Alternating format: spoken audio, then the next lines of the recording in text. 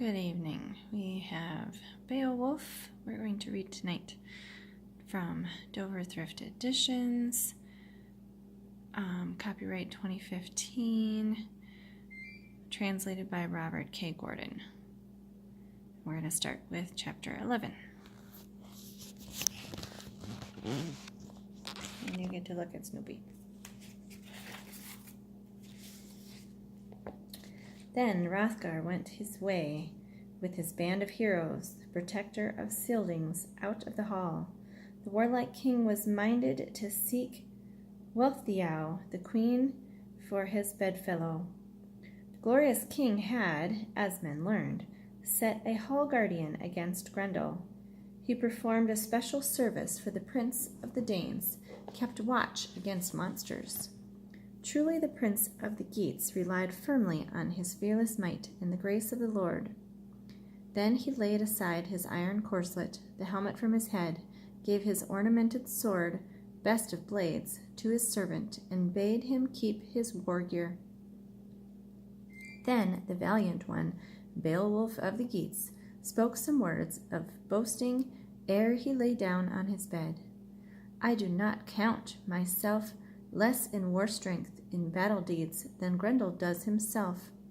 Wherefore I will not slay him, spoil him of life by sword, although I might. He knows not the use of weapons, so as to strike at me. Hew my shield, though he may be mighty in works of malice. But we too shall do without swords in the night, if he dare to seek war without weapons. And afterwards the wise God, the Holy Lord, shall award fame to whatever side seems good to him. The bold warrior lay down, the earl's face touched the bolster, and round him many a mighty sea hero bent to his couch in the hall. None of them thought that he should go there hence. He should go thence and seek again the loved land, the people or stronghold where he was fostered. But they had heard that murderous death had ere now carried off far too many of Danish people in the wine hall. But the Lord gave them success in war, support and secure to the men of the Weders, so that through the strength of one, his own might, they all overcame their foe. The truth has been made known that mighty God has ever ruled over mankind. The shadowy visitant came stalking in the dark night.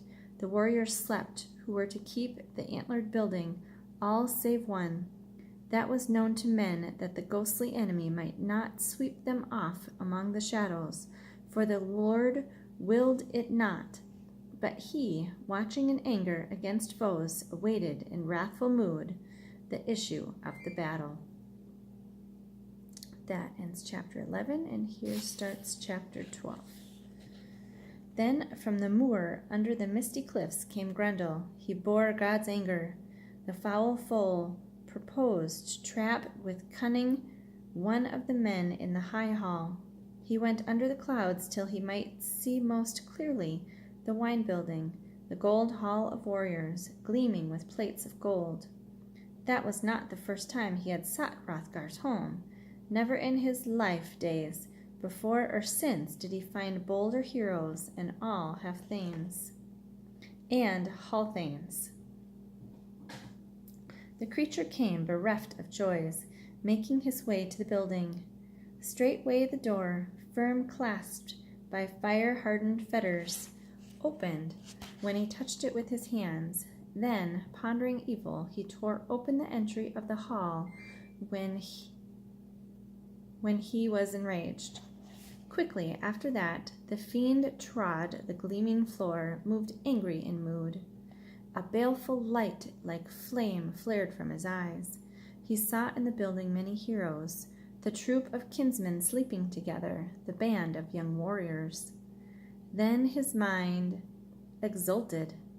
The dread monster proposed ere day came to part the life of each one from the body, for the hope of a great feasting filled him. No longer did fate will that after that night he might seize more of mankind. The kinsmen of Hygelac exceeding strong, beheld how the foul foe was minded to act with his sudden grips. Nor did the monster think to delay, but first he quickly seized a sleeping warrior, suddenly tore him asunder, devoured his body, drank the blood from his veins, swallowed him with large bites. Straightway he had consumed all the body, even the feet and hands. He stepped forward nearer, laid hold with his hands of the resolute warrior on his couch. The fiend stretched his hand towards him. Beowulf met the attack quickly and propped himself on his arm. Forthwith the upholder of crime found that he had not met in the world, on the face of earth among other men, a mightier hand-grip. Fear grew in his mind and heart, yet in spite of that he could not make off. He sought to move out. He was minded to flee to his refuge, to seek the troop of devils. His task there was not such as he had found in former days. Then the brave kinsman of Hygelac remembered his speech on the evening. He stood upright and seized him firmly. The fingers burst. The monster was moving out. The earl stepped forward. The famous one purposed to flee further, if only he might, and went away thence to the fen strongholds. He knew that might of his fingers was in the grip of his foe. That was an ill journey. When the ravager came to Heorot, the warrior's hall resounded. Terror fell on all the Danes, on the cast-dwellers, on each of the bold men, on the earls. Wroth were they both, angry contestants for the house. The building rang aloud. Then was it great wonder that the wine-hall withstood the bold fighters, that it fell not to the ground. The fair earth-dwelling, but it was too firmly braced within and without the iron bands of skilled workmanship. There many a mead bench decked with gold bent away from the post, as I have heard, where the foreman fought. The wise men of the Scyldings looked not for that before, that any man could ever shatter it, rend it with malice in any way, excellent and bone-adorned as it was, unless the embrace of fire could swallow it in smoke. A sound arose, passing strange. Dread fear came upon each of the North Danes who heard the cry from the wall, the lament of God's foe rise, the song of defeat. The hell-bound creature crying out in his pain. He who was strongest in might among men at that time held him too closely. And that is the end of chapter 12, and we will start chapter 13. The protector of earls was minded in no wise to release the deadly visitant alive, nor did he count his life as useful to any man. Their most eagerly this one and that of Beowulf's men brandished old swords, wished to save their leader's life, the famous prince, if only they could. They did not know, when they were in the midst of the struggle, the stern warriors, and wished to strike on all sides, how to seek Grendel's life. No choicest of swords on the earth, no war spear, would pierce the evil monster. But Beowulf had given up victorious weapons, all swords. His parting from life at that time was doomed to be wretched, and the alien spirit was to travel far into the power of the fiends. Then he who before in the joy of his heart had wrought much malice on mankind, he was hostile to God, found that his body would not follow him, for the brave kinsman of Hygelac held him by the hand. Each was hateful to the other while he lived. The foul monster suffered pain in his body. A great wound was seen in his shoulder. The sinews sprang apart, the body burst open. Fame in war was granted to Beowulf. Grendel must needs flee thence, under the fen cliffs, mortally wounded, seek out his joyless dwelling. He knew but too well the end of his life was come, the full count of his days. The desire of all the Danes was fulfilled after the storm of battle. Then he who erstwhile came from afar, shrewd and staunch, had cleansed the hall of Hrothgar, freed it from battle. He rejoiced in the night work, in heroic deeds. The prince of the great warriors had fulfilled his boast to the East-Danes. Likewise he cured all their sorrows, sufferings from malish foes, which they endured before and were first forced to bear, and distressed, no slight wrong. That was a clear token when the bold warrior laid down the hand, the arm and shoulder under the wide roof. It was all there together, the claw of Grendel. We'll go for another, number 14. Then in the morning, as I have heard, around the gift hall was many a warrior. Leaders came from far and near throughout the wide ways to behold the wonder, the tracks of the monster. His going from life did not seem grievous to any man who saw the course of the inglorious one. How weary in mind, beaten in battle, faded and fugitive, he left behind him on his way thence to the mirror of the monsters marks of his lifeblood. Then the water was surging with blood, the foul welter of waves all mingled with hot gore. It boiled with the blood of battle. The death-doomed one dived in, then bereft of joy in his fen refuge, he laid down his life, his heathen soul, when hell received him. Thence again old comrades went, also many a young man, in merry companionship, the brave men riding on horses from the mere warriors on bay steeds.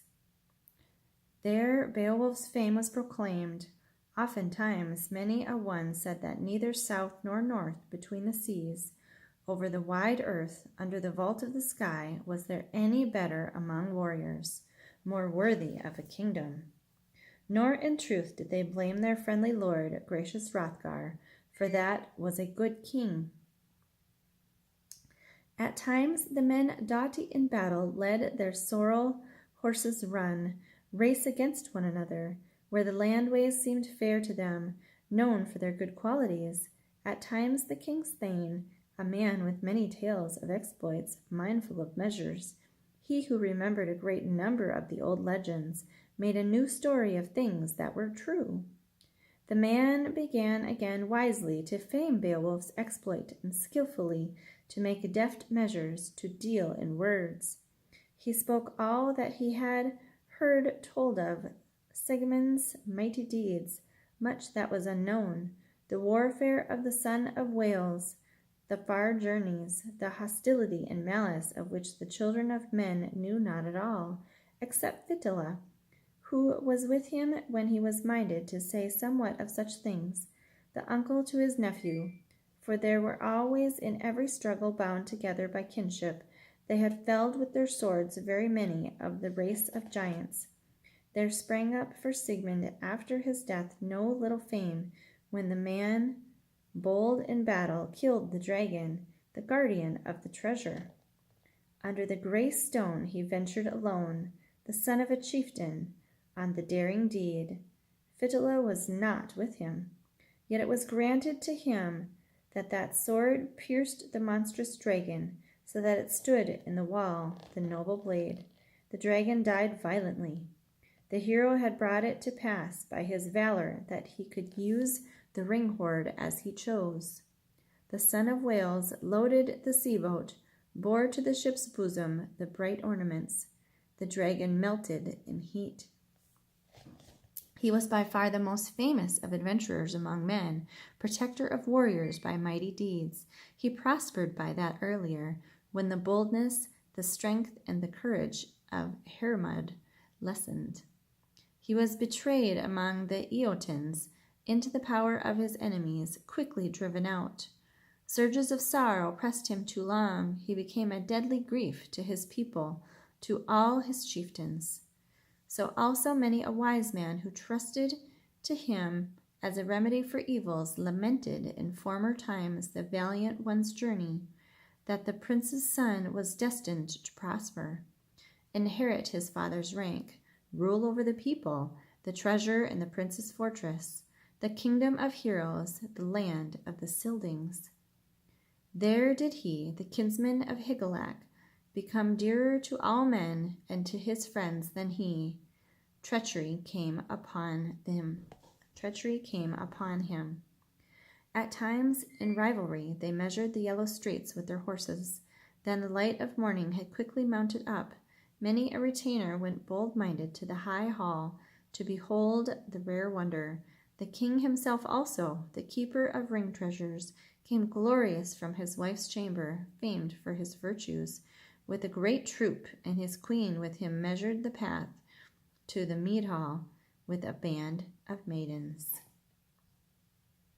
We'll pause there.